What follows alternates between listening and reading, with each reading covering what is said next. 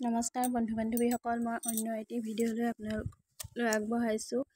আজি মই গাখীৰ ফাটি যোৱা অংশ পেলাই নিদি কেনেকৈ বনাই এইটো খাব পাৰি তাৰে এটি ভিডিঅ' লৈ আহিছোঁ।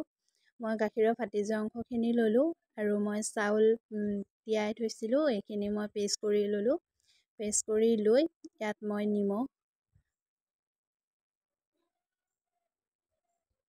নিমখ ল'লোঁ, হালধি লৈ মই ধুনীয়াকৈ এতিয়া মই সেইখিনি মঠি ল'ম। মঠি লৈ ধুনীয়াকৈ মই গোল গোলকৈ মই বৰা আকাৰত ভাজি ল'ম।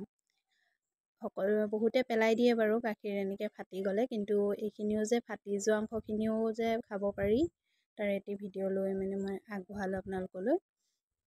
মই এনেকৈ গোল গোল চেপত বনাই ল'লোঁ। বনাই লৈ মই এটা কেৰাহীত মই তেল গৰম হ'বলৈ দিছিলোঁ আৰু এয়া বনাই ল'লোঁ। তেল গৰম হোৱাৰ পিছত মই এটা এটাকৈ ভাজি ল'লোঁ।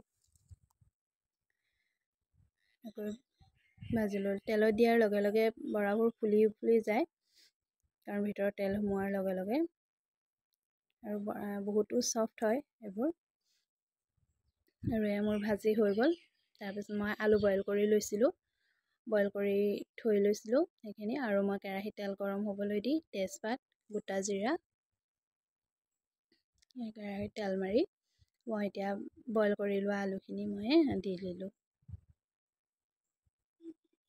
বইল কৰি আলুখিনি এয়া মই অলপ সামান্য ভাজি ল'লোঁ। ভাজি লোৱাৰ পিছত মই মছলা কৰি লৈছিলোঁ, এয়া নিমখ দিলোঁ, এয়া হালধি, আৰু মই মছলাৰ কাৰণে জিৰা, ধনিয়া, আদা, জলকীয়া পেষ্ট কৰি লৈছিলোঁ। এইখিনি অলপ ভালদৰে ভাজি লৈ মই এয়া মছলাখিনি মই দি দিলোঁ।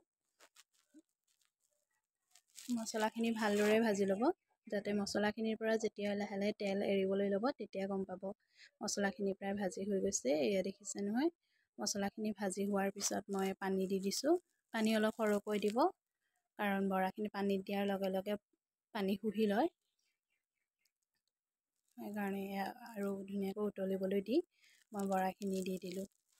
আপোনালোকেও বনাই খাই চাব, বহুত ছফ্ট হয় আৰু খায়ো ভাল লাগে। এনেদৰেই মই বৰাৰ চব্জিখন বনালোঁ।